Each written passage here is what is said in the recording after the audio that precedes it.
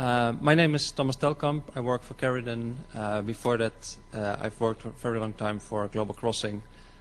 So I'll be presenting about traffic matrices and IP networks today, and trying to focus on practical deployments on how you can actually use these things in your own network.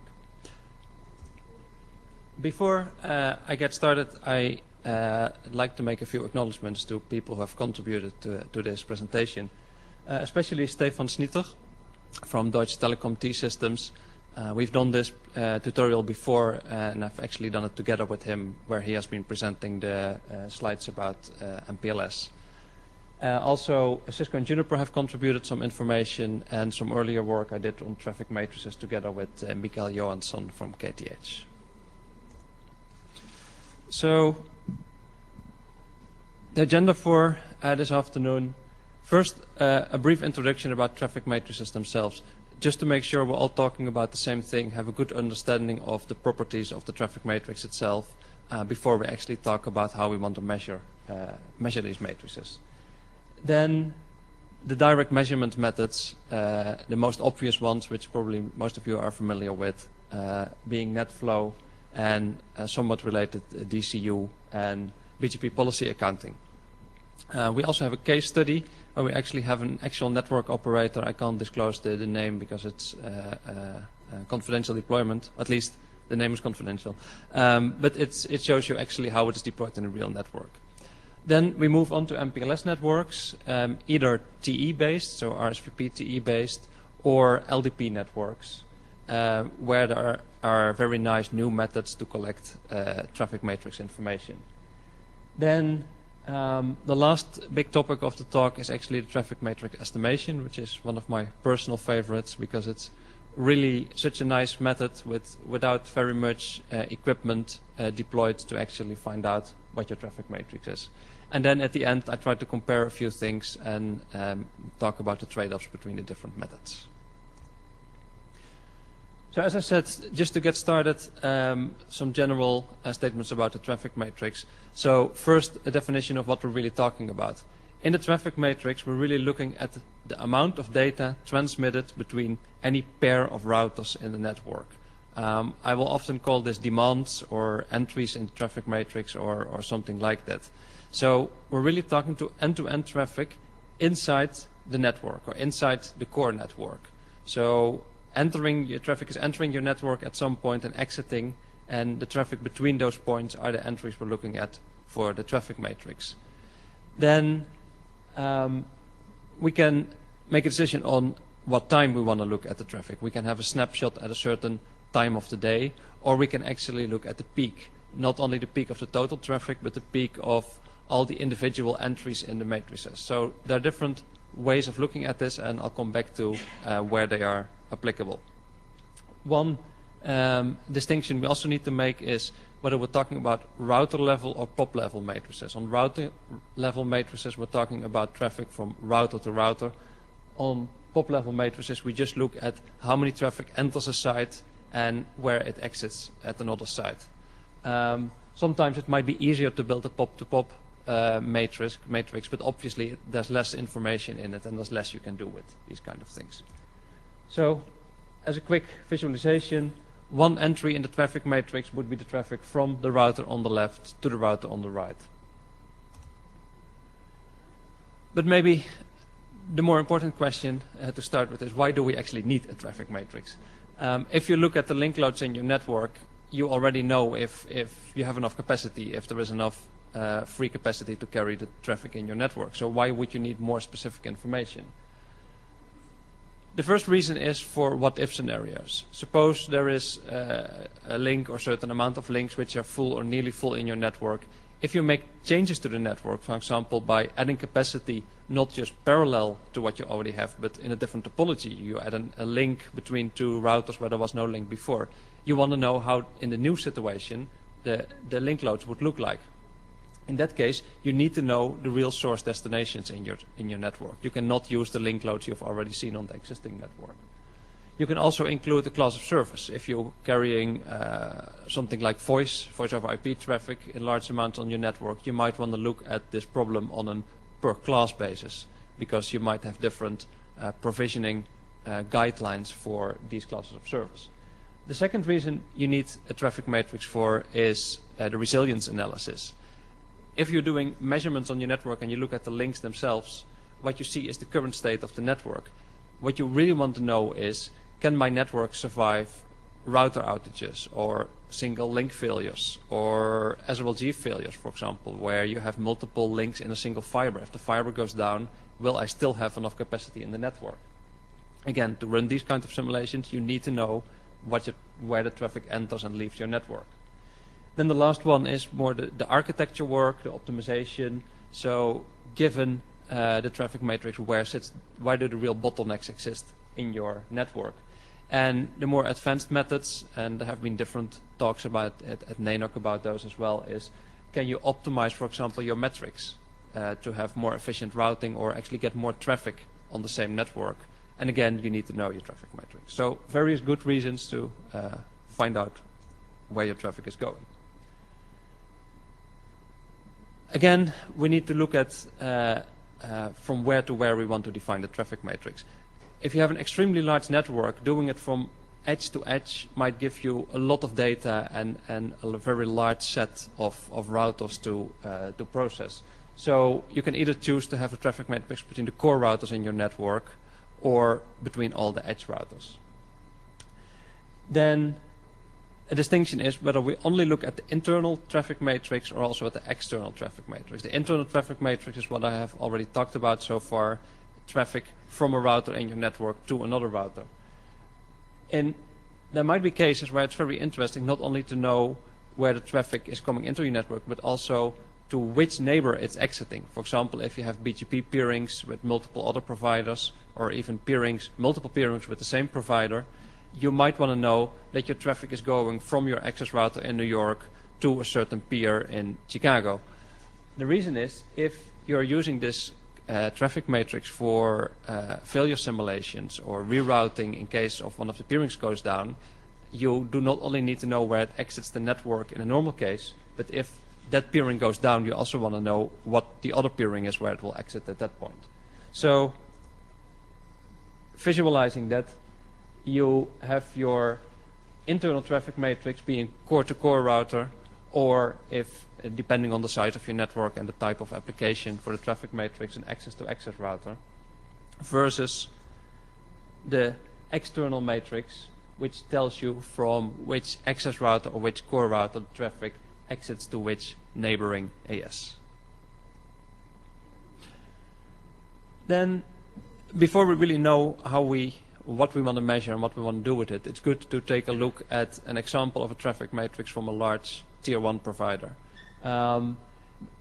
This traffic matrix which is used here is from a big tier 1 provider which has both network in the US and Europe with an MPLS deployment which can actually be used to measure the traffic matrix very easily, and that's one of the methods I'll come back to later. In reference 1, which is on the end of the slides, there's actually a paper with all the details about these measurements and what they exactly show. The reason I want to use them here is actually to show you how the traffic behaves in the network. The three things we're going to look at, the three properties of the traffic matrix, are the temporal distribution. So if I look at my network over a day, how does the traffic change in the network hour by hour during that day? The other one is the spatial distribution, where we are going to look at where is the traffic located in the network. Is it evenly distributed between all the sites? Is it concentrated between just a few sites? The last one is the relative traffic distribution. We all know that traffic is not equal, or you have not the same amount of traffic in your network all over the day. You have a peak hour probably somewhere in the afternoon or so. But there's also the relative distribution change during the day. So if the two biggest sites at 9 o'clock, are they also the two biggest traffic sites at 3 o'clock? So these three things we're going to look at here. The first one is the traffic over a day. What we see here is the aggregated traffic for the whole network, normalized, so you don't see the actual amount of traffic, you just see a one where there is the peak of the day. And both for the European network and the American network, you see that the aggregate traffic actually has a very clear peak but also that the peak extends over a few hours. So if we want to characterize this network and do our work with the traffic matrix, like the capacity planning or the failure analysis, we really want to make sure we pick a traffic matrix which is measured inside this window. Obviously, this is just an example from one network, and it doesn't prove anything about networks in general. But other networks we've done similar analysis on have shown that they also have an unstable period during the day. Of course, there might be cases where it is not applicable, but for large IP providers with a lot of aggregated traffic, this proves to be a very general property. And it's very good for us to know that actually with one traffic matrix taken somewhere in this time frame, we can do work which is very representative for the network. Then the second one was the spatial distribution, the distribution of traffic inside the network. And again, this is one typical network, but it proves to be quite general for large IP networks. What it's trying to show here on these colored pictures is by changing the color how much traffic there is between two sites in the network. On the left, the European network, you see the sites numbered from 1 to 12 on both sides, and the color indicates the amount of traffic from going from blue, which is almost nothing, to yellow and red, which is a lot of traffic. What you actually see is that most traffic in the network is concentrated between a few sites. Most of the sites are just dark blue, which means that there is very little traffic between those sites. If you look at the American network with 25 sites, you actually see the same thing. Most of the traffic is just on or between a few sites. I think this is also a very general principle again. If you have smaller sites in your network where you just aggregate some customers, there probably isn't a whole lot of traffic between those small sites. There probably is much more traffic from those small sites to the big sites where you have peering and very large customer aggregation.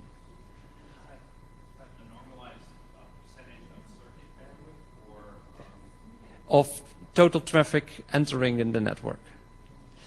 And this is what kind of often is referred to the 80-20 principle.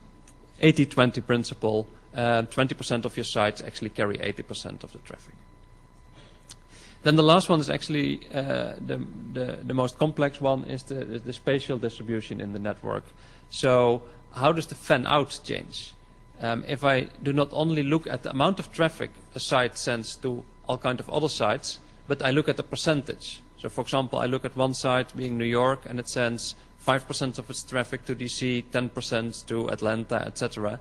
And I track these percentages during the day. On the left, you see the demands themselves, the traffic itself, which we already had seen has a clear peak over the day at a certain time. On the right, you see the percentages, so how much traffic it's sending to another site. And what's clear over there is that also the total amount of traffic changes during the day, the percentage of traffic it's sending to a certain site kind of stays the same.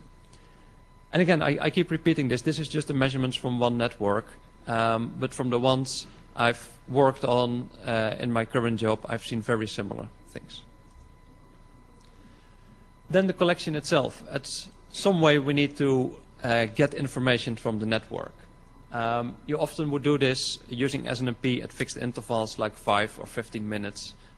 That seems to be a number which is very reasonable in large networks because it gives you a manageable amount of data, and there is not a whole lot of reason to be more granular than 5 minutes. I mean, events which happen inside a 5 or 15-minute window are so small and bursty that they do not really affect the planning of the network as a whole. One issue that needs to be dealt with is that the information you get from the routers in most cases are actually byte counters. So they tell you how much traffic has been switched to a certain interface or to a certain in net flow to a certain destination or something like that. So when getting the data, you will have to convert those rates, those byte counters back to rates, because what you're interested in is the amount of megabits, the amount of bits per second between 2 points in the network or on an interface or something like that. So the issues you need to deal with, which are rollover of counters. I mean, the amount of bytes it can count is a fixed number, being 30-bit or 64-bit. If it rolls over, you need to make sure that you account for these effects. Then the question again, what kind of traffic matrix do we want to look at? The peak hour matrix, which especially in large networks with a lot of aggregated traffic, makes a lot of sense for representing the typical network, can be a 5 or a 15-minute sample somewhere in that hour, which represents the peak of the network. The other option is to look over the whole day and actually calculate the peak per demand, so per entry in the traffic matrix, or use something like a 95 percentile. So now we get to the actual collection methods, which is the main topic of the talk. The most obvious one is NetFlow. I mean, that's something which I think is quite widely deployed, or at least widely understood by people on how to use it. But it's actually not so trivial how you convert the NetFlow data to a traffic matrix. DCU and BGP policy accounting are related methods, but have their limitations, which I will talk about. Then we get MPLS and the estimation, as I told you before. Starting with NetFlow, very brief overview of how NetFlow works. This is definitely not a NetFlow tutorial, so I'm not going to go into all the specifics. That really would be a 1.5 hour talk in itself, and I don't want to get started with that. A flow in NetFlow terminology is defined by a source address, a destination address, and several attributes of the flow of the IP stream, being the port, which is the protocol being used, the source and destination port, the protocol type, type of service, and also the index of the interface where the traffic actually came in from. The routers keep track of these flows in a very large table, so every packet they switch, they look at the destination and all these other attributes, add it to the right entry, and you get per flow information stored somewhere in your router. NetFlow seems to have gone through all kinds of iterations of new versions, and what currently here is a whole mix of different versions with different features supported. Version 5, the most complete version, is actually what I think in most cases is what's being referred to when people talk about NetFlow. Version 7 is something which sits on the switches, which is something I'm not going to talk about today. Version 8 and version 9 are newer and actually do some aggregation and have more flexible data formats. NetFlow is supported by several vendors, obviously Cisco and Juniper, and I think every serious router vendor supports some form of NetFlow information. So the router is collecting all this flow information, and at some point it has to send this to a central system to actually process. So either the flow expires, maybe because it's a TCP session which is ended, or the cache itself is full. There is a limited amount of data which can be stored in the counter in the router, or simply because it had not seen packets for a long time and it will simply time out. At that moment, the router will take that per flow information in an aggregated form, send it using UDP to a central collector somewhere in the network. It will include a timestamp on when it has been exported. UDP is used for simplicity, but also to make sure that if there are issues in the network, you're actually not going to back up data. So if something goes wrong and a packet is lost, then it's just gone. It's not going to try to retransmit and create all kinds of problems.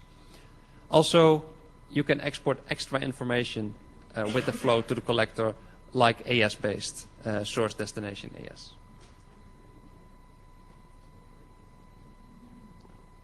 A picture on how this looks like in the router. You have the NetFlow cache, keeping track of all the flows, which on a large link in a backbone network is really a huge amount of flows. Then at certain time, being in timer expiry or the flow expires, it's exported using UDP to the collector. So now the key question, how do we build the traffic matrix from this NetFlow information?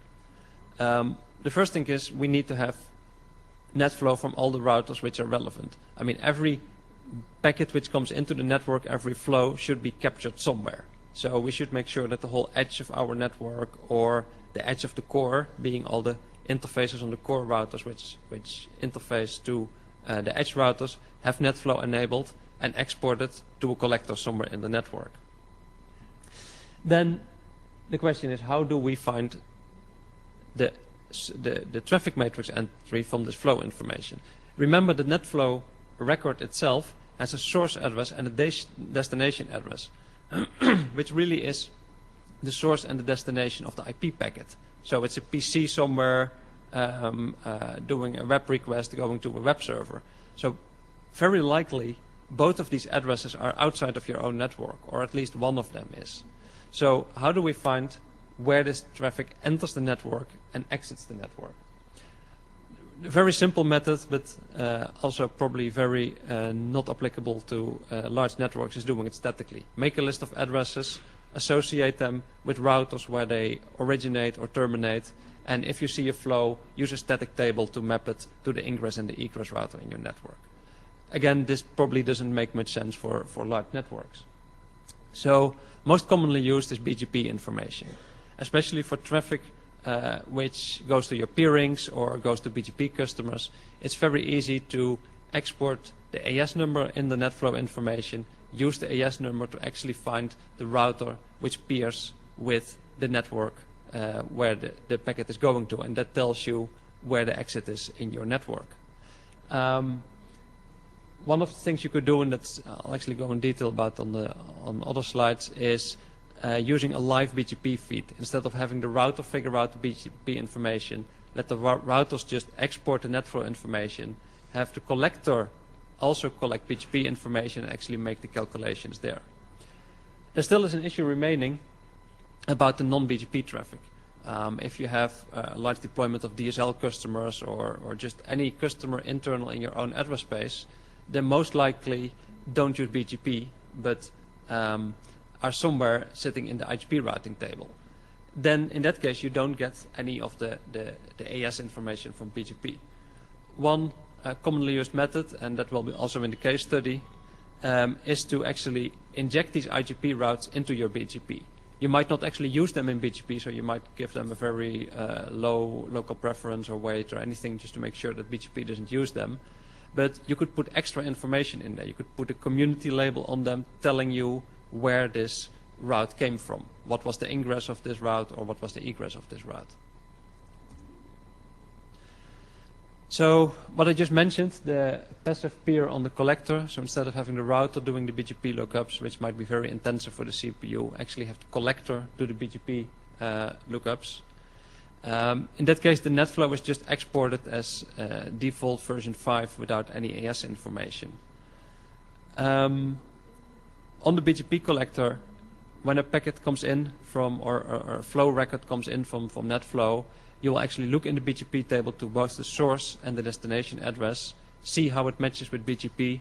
That way you will get either the AS numbers from ingress and egress router, where the peerings are, or you get extra information like a community you've put on it yourself. The advantages of this is that it probably has a better performance, so there's less risk of deploying this on your routers and getting them swamped with doing BGP lookups. And also it gives you a little bit more flexibility because you can put more things in the BGP, or you can actually get more attributes as part of your traffic matrix. However, correlating your NetFlow records with BGP has one very tricky problem which you need to take care of. Looking at the BGP table for a certain address, source address and destination address in your NetFlow record will give you the source AS or the destination AS.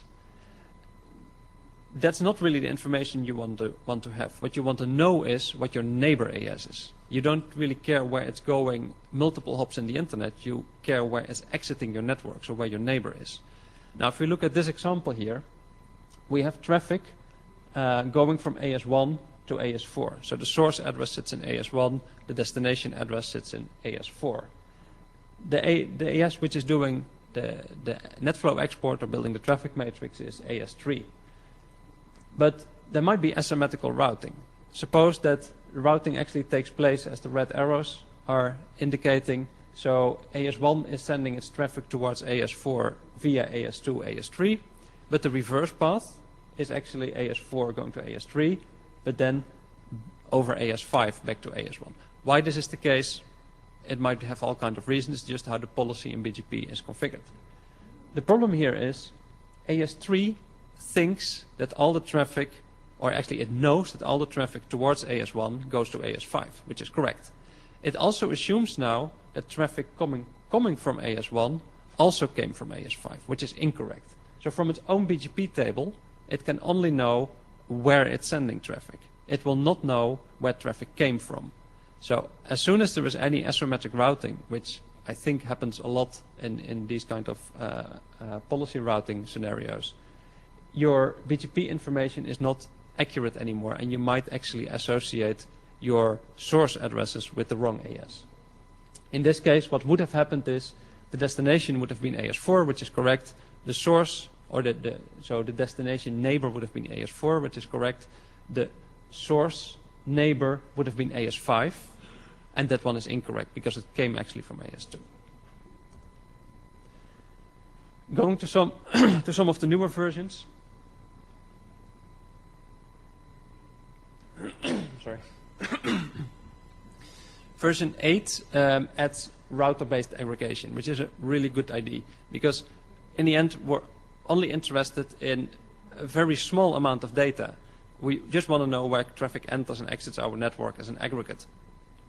Exporting this huge amount of net flow information per flow to a collector to then just aggregate seems like a waste of resources. So in version 8 you can actually do the aggregation on the router itself. So instead of adding the bytes counter, so the bytes it switches, to the entries per flow, you just create a traffic matrix inside the router, which makes it much easier to deploy and also has less bandwidth and processing constraints. It still requires the version 5 cache, so it's kind of an add-on to the existing system, but the export is much simpler. So in a graphical way, you still have the normal NetFlow cache where it keeps track of all the flows, but then if a flow expires, it doesn't send it to a collector system, it keeps it in the router and actually does the collection over there, based on the aggregation criteria you have specified, being per prefix, per AS, or whatever else you want to base your matrix on. It just collects the information internally, then at some point sends it to a collector on a 5-15 minute basis, whatever you want to configure there. Another addition to this is, I think it's Cisco specific, but I'm not 100% sure about that, is BGP next hop aggregation, where it's actually going to, as one of these criteria, so if I go one slide back, at the bottom there you see the aggregation cache being AS matrix or prefix matrix. There also will be a next hop matrix. That one is quite useful because what you're really interested in is where when a packet comes into the network, where the next hop of the packet will be, the BGP next hop being the exit router. If I show that in a graphical picture, the traffic, your net flow will be enabled on the interfaces on the outside of your network, on your customer or peering interfaces. And when the traffic comes in, the BGP next hop is used as an aggregator for the net flow cache, which will tell you on which access router or peering router the traffic is exiting the network. So there still is the issue about IGP routing, which I come back to in the summary, because for your non-BGP traffic, the next hop actually doesn't give you information. Another addition is MPLS aware net flow. If you have an MPLS network, you already have paths set up, being explicit RSVP TE paths or just LDP forwarding from ingress routers to egress routers. So if NetFlow is aware of those paths, it actually will already know where traffic at a certain ingress point is egressing the network. Oh, there should have been a picture here as well on how that works. So, I mean, I cannot cover all the details of NetFlow, and I mean, there's much more to tell about it. I just want to indicate what the key issues are with NetFlow for building your traffic matrix. So it's not a trivial thing, because NetFlow gives you source destination of the end-to-end flow, while you're only interested in the flows inside your network. Using BGP, you have the issue with asymmetric routing, which is hard to get around The new aggregation schemes like the BGP next hop aggregation are really good steps forward, because it comes very close to just directly measuring the traffic matrix, and that's what you want. You don't want to process things, you just want to measure it and get it from the routers.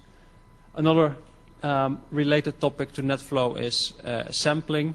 Again, a topic in itself which would take much more time, but you really don't want to have your CPU in the router doing NetFlow processing on every single packet. You really want to aggregate it and do it on 1 out of 100, 1 out of 1,000, 1 out of a million, whatever is statistically significant. So there are so many different ways to deploy this, and dependencies on hardware and software, etc. That's really an issue for the vendors to talk about, and not me. Also, there are commercial systems available to collect this kind of information, do all the processing. Examples are Arbor or Atlex, and to me it seems valuable to actually combine this with a system which already does something else with the NetFlow. I mean, it might be a lot of infrastructure just to deploy to get a traffic matrix, but if you already have a system, for example, like Arbor's doing DDoS detection or other things in your network, if it also can give you the traffic matrix, because it already has collected all the information, that's a very valuable add-on at very little extra cost. For Cisco, there's a very nice web page from Benoit with all kinds of presentations from him. So this is a case study of an actual deployment of building the NetFlow matrix from NetFlow, the traffic matrix from NetFlow information on a network where I've been working with. The goal here is to get the traffic matrix for traffic engineering analysis.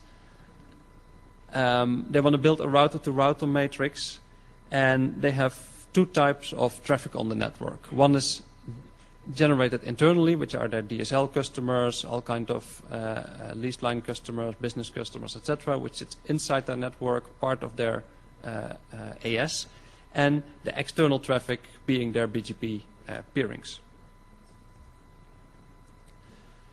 The first step was to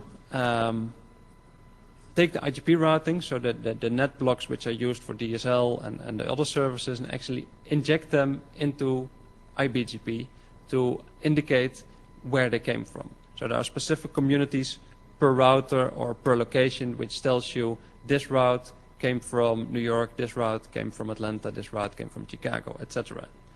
The Atlex system, which was actually the collector in this case, would have a peering with the routers in the network, pick up this information, combine it for building the traffic matrix. This was all done using version 5 of NetFlow, simply because of hardware and software dependencies which prevented them from using the more advanced version 8, where you actually get your traffic matrix more directly from the router itself. So instead of going over the slide, I'll just show you the picture, which is easier. The first phase, and these 2 phases were simply a deployment issue, have no real technical background, was to find out what the traffic was from their internal customers to the internet transit provider, and to the internet peers.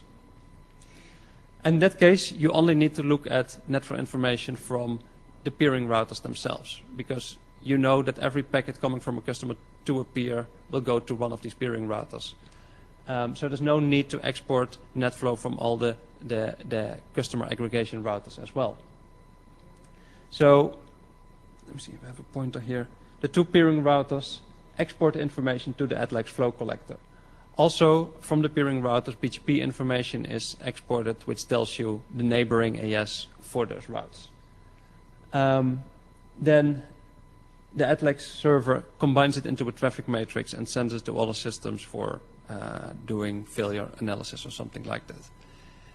This was the easy part, especially because the local address blocks were also advertised into the BGP. So using the BGP flow collector, or the BGP collector together with the flow collector, you could get both your customer location and your neighboring peer. In phase 2, it became a little more complex, because they also wanted to look at the traffic between their customers. And now there is no BGP information at all anymore, because there's no traffic which is external to this network. So in this case, one of the problems with using BGP for transmitting this information is that BGP always picks a best route.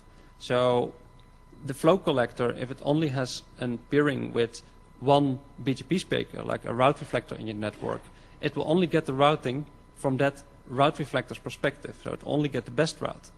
If, for example, address space from a customer is advertised from 2 core routers, you will only see one of them as the advertising router. What you really want to know is both of them, because some traffic might come in over one core router, some over the other. So in that case, the picture becomes a little bit more complex. There are more flow collectors, also because there are more routers exporting this flow information.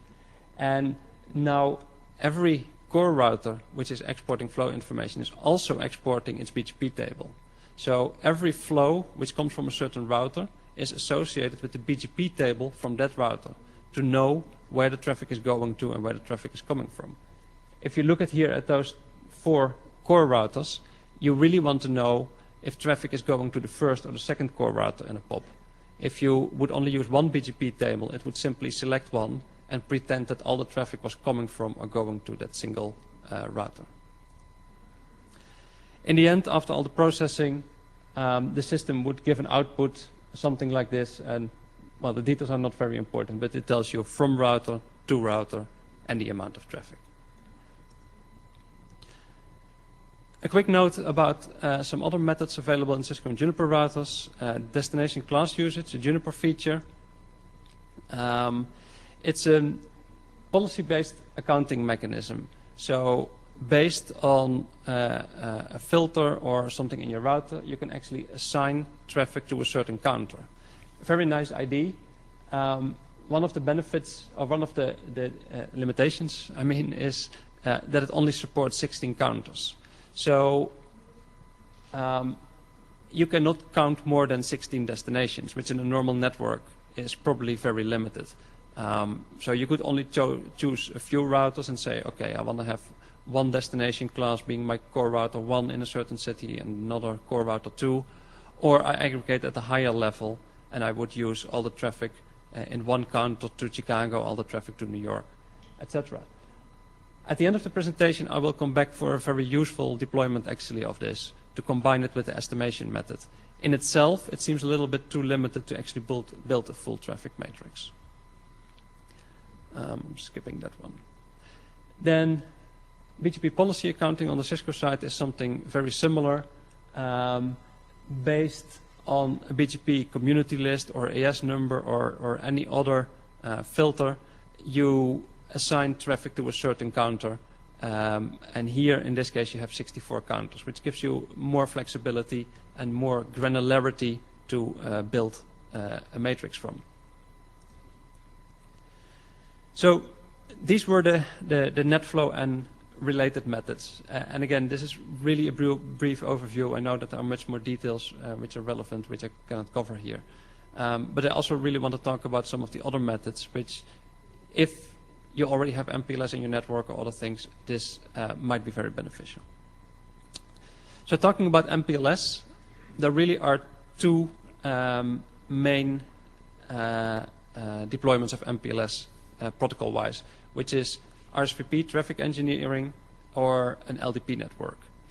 In LDP, your traffic is just following your normal IGP routing, but it's using labels for the forwarding itself. In RSVP, you're actually going to traffic engineer the traffic and have explicit paths, either dynamically or statically provisioned to the network.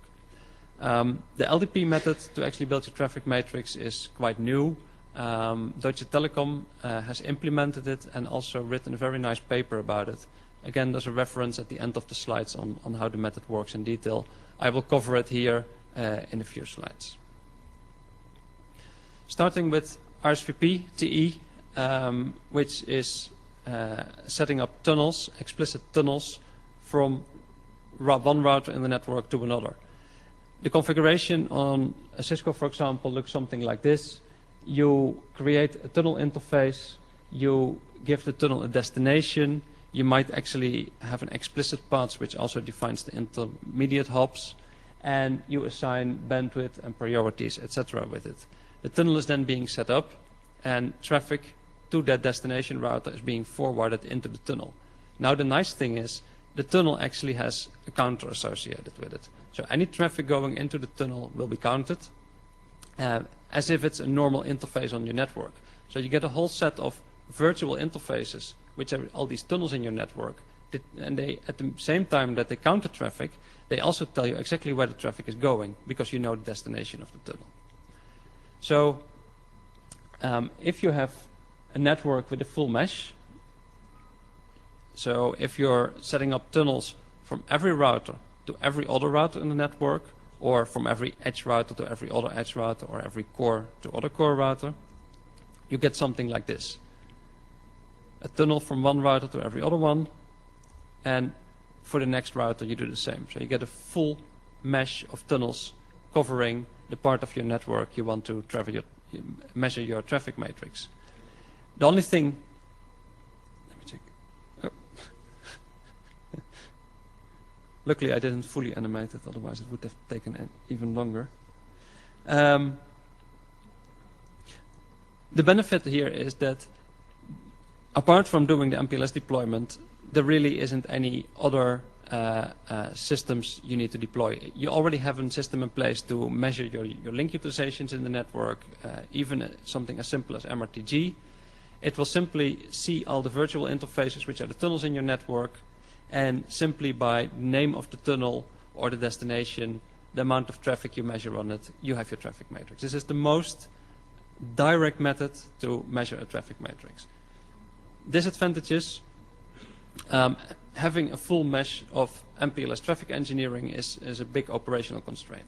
There are good reasons to do it in certain cases, and there are also reasons not to do it. This talk is not about whether you should or should not use MPLS. If you use MPLS, this is a perfect method to get your traffic matrix. I don't think it justifies in any way deploying MPLS just for getting your traffic matrix. That would not be an equal comparison. Also, if you deploy MPLS, you lose a few other things in the network, especially load balancing. Because now traffic goes into tunnels, load balancing, equal cost multipath load balancing disappears. And if you really want to load balance, you might do something like having multiple tunnels or split large tunnels into smaller ones. Then the new method, the more interesting one, is for LDP networks. So in LDP networks, MPLS works a little bit different. The routing is still following the IGP, so it's taking the shortest path based on your link metrics, but labels are set up to forward the traffic in the network.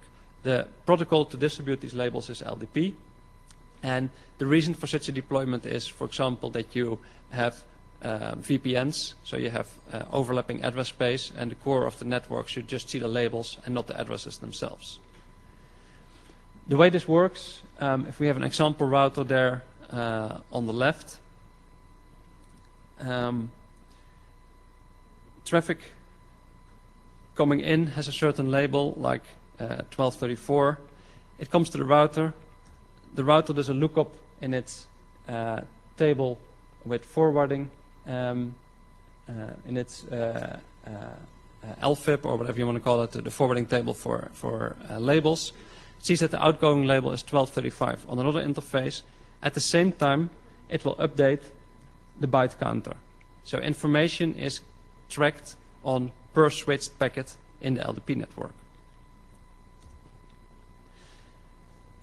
In LDP networks, you still have the ability to do load sharing. So if we have this as an example network, traffic comes in on router 1, it's going to router 2, and now because of the equal cost path, it actually can have 2 outgoing labels. Traffic will be split over router 3 and router 4, and in the next hop it will come together again in router 5, and there it will be merged into one label again. So your normal load sharing, which in some cases might be essential to get traffic load shared in the network, is still available. Then the key of the method of building traffic matrix from LDP. As you've seen, every byte switched based on an MPLS label has this counter associated. So in the network, we know at every hop how much traffic is switched for a certain label. Also, because we know the topology of the network, we know how traffic is routed. So once we know how traffic from one router to an ingress router to an egress router is routed based on LDP, we know the path, we can follow the path and look at all these byte counters. The only thing is, because we're looking at multiple hops, we're looking at aggregated traffic. So if we look at this chain here of routers from A, B to Z, all the traffic coming in at A will show up at B and be counted at B. At C, you will see the traffic from A, B, and C. At D, you will see the traffic from A, B, C, D, etc. So it's an aggregate counter. The traffic keeps increasing. So the idea is, once you know the path through the network, you follow the path, you look at the routers, you look at the amount of traffic you see, switch to an egress, to a destination, you count it, but you subtract it from the next hop. Because I know at C, I should not count the traffic from B anymore, because that was transit traffic. I really want to know how much traffic sourced at C. So, by the way, there was a reference here at the bottom. You see reference 4, which defines the whole algorithm in more detail. If we take the same network again as an example, we have a traffic flow here from router 1 to router 5, and it's carrying 20 units of traffic. We start at because on forehand we don't know the path yet, so we start at a random router looking at the byte counters for traffic from router 1 to router 5. At router 3, we see 10 units, like let's say 10 megabits of traffic. We add this 10 megabits to the entry in traffic matrix going from 3 to 5. Next router we look at is router 4, and we see the same thing. We see 10 units of traffic from router 4 to router 5. Router 5 itself does not show any traffic from 5 to 5 because it's the destination itself, so there's no information there. Then we pick router 1, and what we now see is 20 units of traffic, but we'll also see that we have a next hop, which is router 2, and we know that this 20 units of traffic we see at the first hop, we should subtract from the second hop, because we don't want to double count it. We only want to know the traffic at router 2, which actually came from router 2. So in the traffic matrix, we add 20 for router 1 and minus 20 for router 2. Now the last router we need to process is router 2. In that case, we again see 20 units of traffic going out. So we add 20 to the entry of router 2. The entry was already minus 20, so we add these 20 and it's 0. And also router 3 and router 4, we subtract again 10 because we don't want to count the traffic we have already seen. And what we end up with, the last one, is having 20 units of traffic from router 1 to router 5 on the right place. This might be a bit quick to go over the algorithm like this. It's described in more detail in the paper. It's not very hard to implement. And if you have an LDP network doing MPLS VPNs or something like it, it gives you a perfect traffic matrix. There are a few issues with it though. First one is based on Cisco routers. Unfortunately, the Cisco routers only show transit traffic. So it does not show how much traffic enters the network at a node going to a certain label, to a certain destination. It only tells you how much is coming in and going out. So the problem is traffic coming into the network does not show up at the hop where it came in, it shows up at the next hop. Depending on your topology, you can work around this.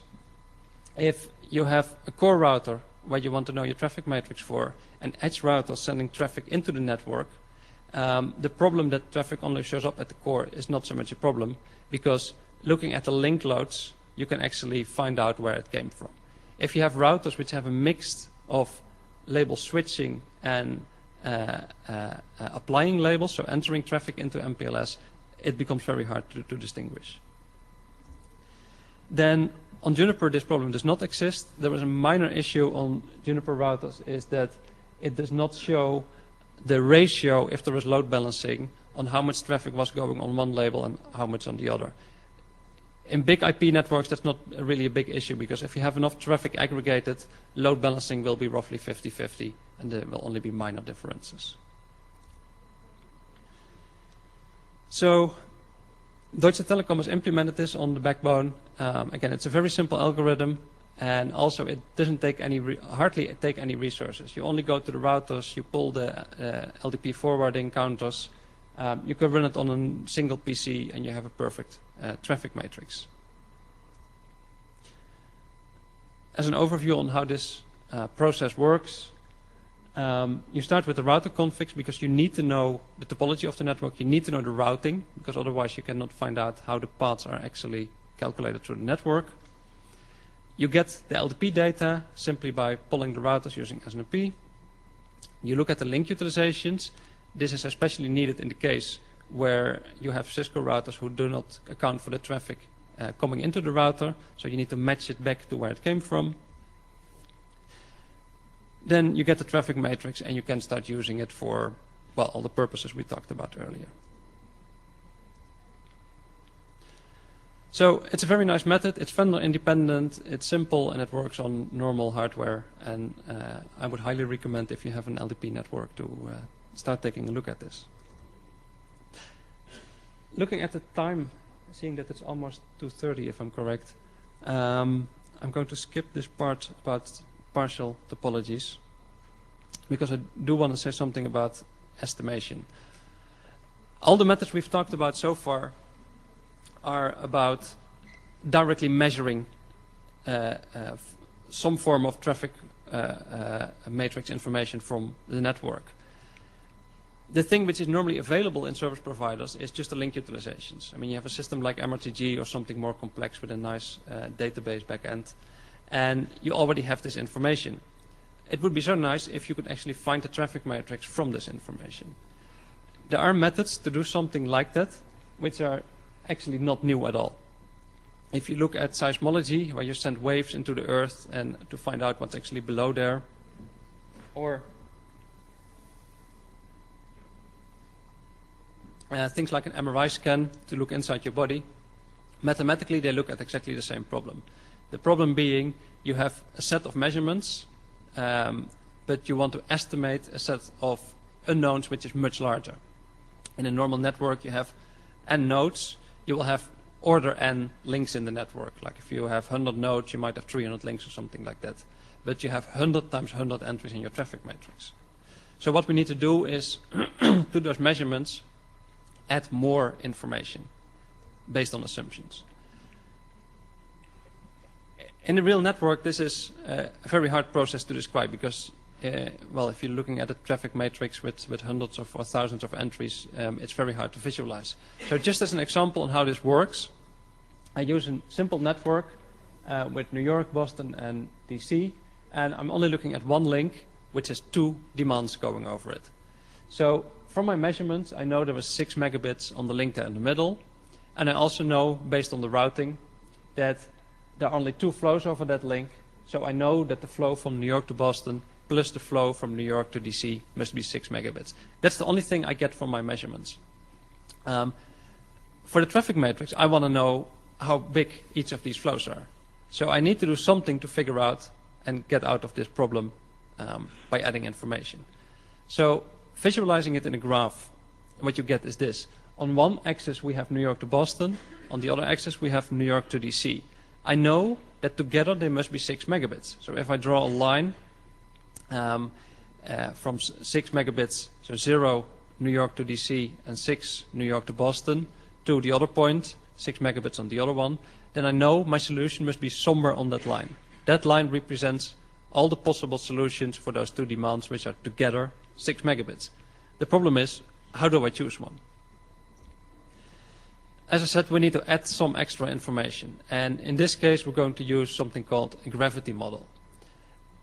There's more we can know about the network because these sites, like New York, Boston, and DC, have a total amount of traffic being based on customers or peers or etc. The assumption we're going to make is that most traffic will be between the largest sites on the network. So the largest flows will be between the largest flow will be between the 2 largest sites on your network. So I just made up some numbers here, and let's say in New York we have a total of 50 megabits of traffic, and in total Boston represents 2% of the traffic in the network and DC 8%. My assumption is now that more traffic will go to DC than will go to Boston, simply because of the size of these sites. So my estimate, simply based on that assumption, will be the red point there. The problem now is the red point does not match with my measurements, because I know these two flows together must be 6 megabits. My estimate is not on the line. So the only thing we do now is find the shortest distance from my estimate to the point on the line, which is a solution, and use that as my final estimate. So in this case, New York to Boston would be 1.5 megabits, New York to DC would be 4.5. This sounds hard to believe that this actually will work in a real network. At least that's what we thought as well. And this is not the first time this is being presented at NANOG. AT&T has been talking about it before, and they have shown some results as well. This example was just 2 demands. You can expand this, do this with 1 million demands, and it still works. I will actually show you the results again from a real network. So here we have a tier 1 backbone, where we again can measure the traffic on the network, and we're also going to estimate it. So we first measure it, we look at the link loads, we know what the traffic matrix is, then we kind of hide the traffic matrix and we try to estimate it. Then we compare the two and see if they give the same results. What you get is this graph. If there was a perfect match, everything would be on the black line, being the estimate equal to the measured value. However, there's a lot of deviation from that. So it looks like it's not very accurate, and that's actually true. I mean, these errors can be up to 20, 30% or something like that. The question is, what do we want to do with the traffic matrix? We want to use it for capacity planning, failure simulations, etc. So what would happen if we take the inaccurate estimated matrix, do our work with it? Like, for example, look at all the failures in the network and look at the link loads resulting from that. And we do it with the real traffic matrix. Would we get the same results or not? And this is the amazing thing. Here we go through the network, we fill every link one by one, we look at the rerouting, and we keep track of the highest utilization we see on any link. So it kind of gives you a capacity planning for failures, a worst case which can happen to a link. We do it based on the estimate, we do it based on the measured traffic matrix. And amazingly enough, it gives roughly the same results. So the conclusion to take away from the estimation process is that individually it's very hard to get these demands accurate. But if you use them, they prove to give the same results. The explanation behind this is that on a link, you never have one demand. You have hundreds or even thousands of demands, meaning that in itself they might be inaccurate, but the more you add together, the less the error becomes. And if traffic fails from one link to another, if there's a link failure in the network, it's very likely that a lot of traffic which was first on one link together switches to another backup link. Therefore, the error stays very small. This was an example from one tier 1 provider. We've done it on others, have seen the same thing. AT&T has done it and presented about it, and they came with exactly the same conclusion. So I think it's quite valid to say that this is applicable for networks in general. Then one more note. I mean, if you cannot measure your own matrix, these estimation methods might sound very scary. And actually, they are very scary because you can never know if it's working or not. I mean, there might be, especially in your case, something which makes it not work, and you will never find out. So I think the real value of these estimation methods is actually to combine them with measurements. If you have a large network, you might not want to deploy NetFlow network-wide because that's a lot of resources, a lot of collecting, etc. But once you know which are the big sites on your network, you actually already know that.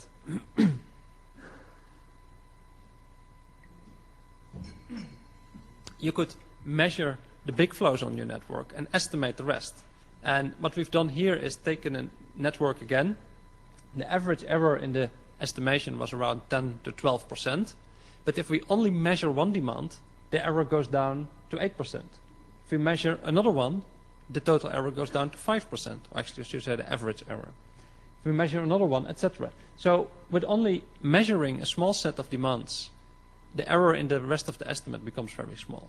And this also comes a little bit back to my earlier comments about the 80-20 distribution in the network. So much traffic is between a few sites. Once you know that traffic the rest is kind of fixed and easy to estimate. So as a summary for the estimation, these algorithms have been published. There are papers about them, especially AT&T together with some others have published very nice information on this. There are commercial tools, and really it's not too hard to implement yourself. You can do it with MATLAB or public domain versions like Octave, etc. If you want to play with it, feel free to also drop me an email. I'll always be happy to help. And there are so many deployment scenarios, not just fully estimating a traffic matrix, but especially combining it with measurements. Also coming back to, for example, Juniper DCU, which only had 16 classes, it's a perfect match with the estimation method. You use these 16 classes to measure your biggest flows, you estimate the rest, and you keep track of the error in the estimate. And again, there are references to the AT&T work if you want to see more of this. Unfortunately, I'm 2 minutes over time, so I'm going to skip the case study. It's in the slides, but I just want to give the summary. So the case study actually gives the same validation as I showed on the failure analysis. So a quick summary of the whole tutorial, starting with NetFlow.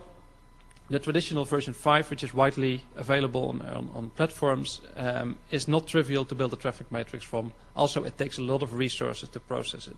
The next stop aggregation, the newer version, is really nice. There still is a problem with non-BGP traffic, and there are always dependencies on having the right software and having the right hardware, but it's a very good step forward. Then Juniper's DCU and Cisco's BGP policy accounting are too limited just in itself to build a traffic matrix, but again, together with the estimation, I think it's a perfect match because it's very simple deployment, limited resources, and gives you very good results.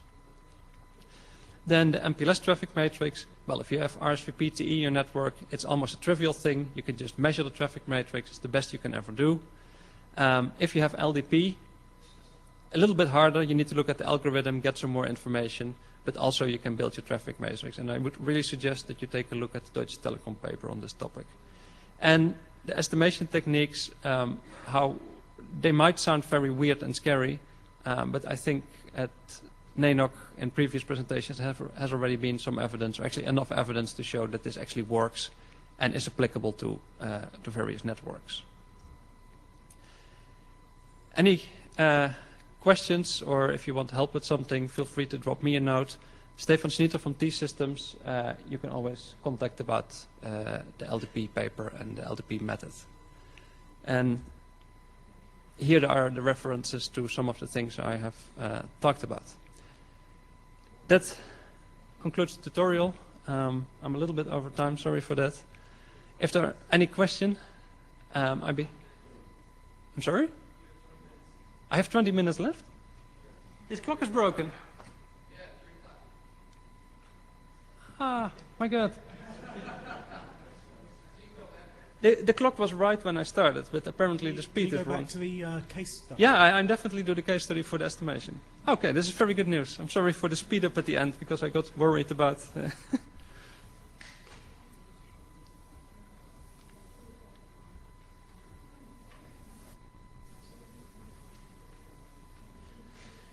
So, the estimation case study.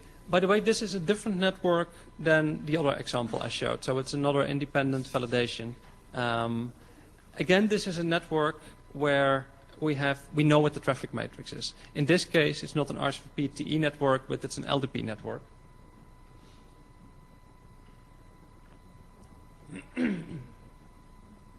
Which uses the method similar to Deutsche Telekom's to measure the traffic matrix.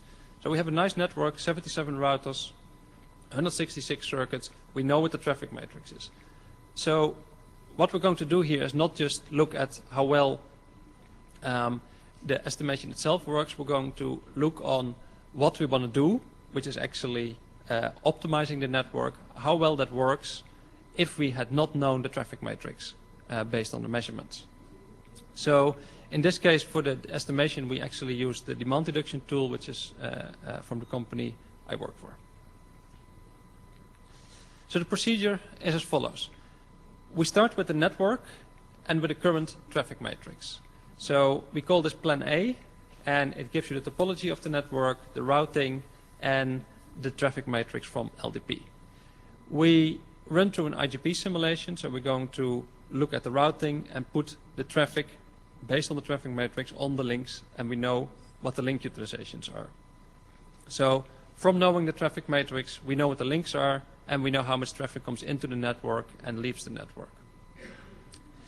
So now we have this plan file with the known information. We ignore the traffic matrix, and just from the link loads and from the traffic going in and out of the network, we're going to try this estimation. We run the estimation tool, and we get another traffic matrix, which is the estimated traffic matrix. This plan we call plan B. So plan B has the same routing, but an estimated traffic matrix. Plan A has the measured traffic matrix. What we're now going to do is an IGP metric optimization. Also on this topic, there have been presentations before, I think again from AT&T, on how you can calculate ISAS or OSPF metrics in your network to get more efficient use of the network. So given the same topology and the traffic matrix, how can you calculate IGP metrics which allow you to grow the traffic more than with the current metrics? So this is really what this provider was planning to do. And we're now going to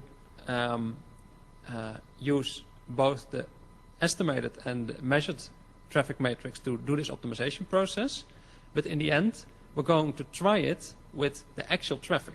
I mean, it's easy to do an optimization on the estimate and then say, well, it works well. But you really want to know how the optimized network based on the estimate works with the real traffic. So we're going to put the real traffic back on the network and then compare the results. So starting with the same graph as we've already seen before, we have measured demands, a measured traffic matrix, and an estimated traffic matrix. Here again, exactly the same picture, not extremely accurate. But the system is able to actually find which ones are the large demands. So a large demand is never estimated as very small and vice versa. Then we do again the same thing as I've already shown. We fill all the links in the network one by one. We look at the routing, at the rerouting, look at the resulting link utilizations, see what the worst case is for every link, which is very important for capacity planning, and we compare the results. And again, very similar results. Both the estimated traffic matrix and the measured traffic matrix show the same worst case. So for capacity planning, this already would have been sufficient. Now we start with the metric optimizations, again on the known and the estimated traffic matrix. We run this metric optimization.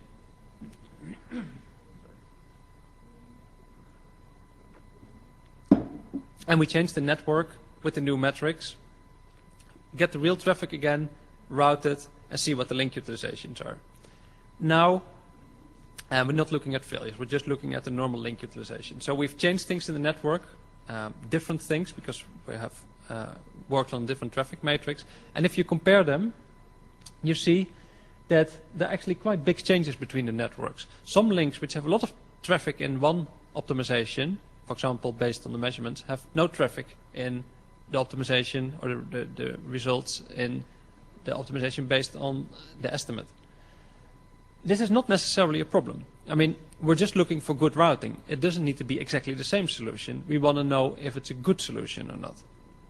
So instead of looking just at the links themselves and comparing them before and after the optimization, or actually between the two optimizations, we will order them. So instead of looking per link, we take the highest link from one network and the highest link from the other. Second highest, third, etc. Just to see if the maximum link utilization we see and the distribution is the same. And now you see that they actually match very well.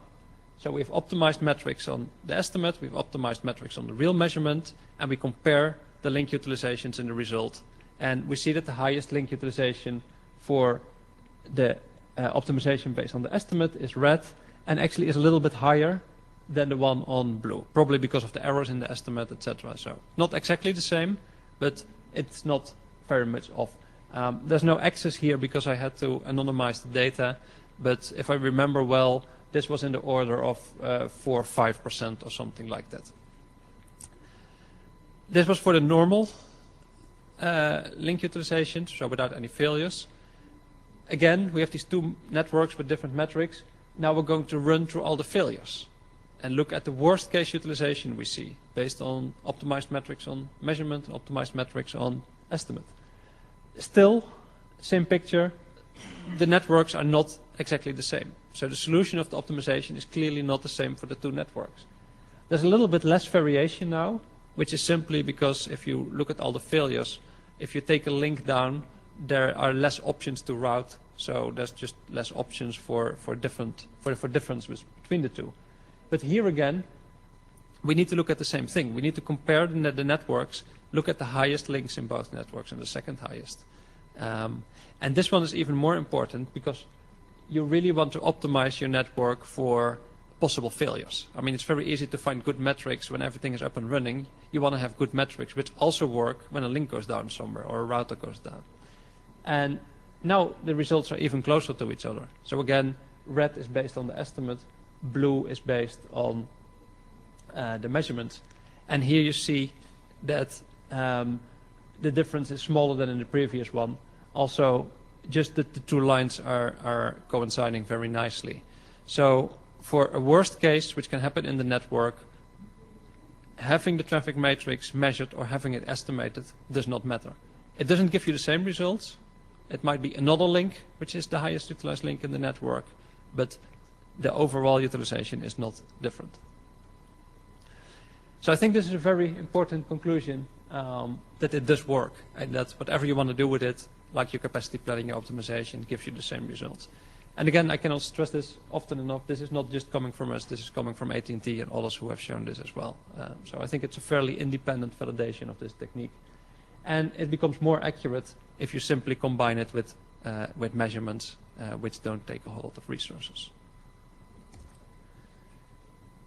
And that would bring me to the same conclusions I already have talked about. And I think I covered it all. So I don't know the time at all now, but this brings me at the end of the tutorial. If there are any questions, I'll be happy to talk about them now. And again, feel free to get in touch with me about any of these topics. I'm always happy to work with you. Any questions at this point?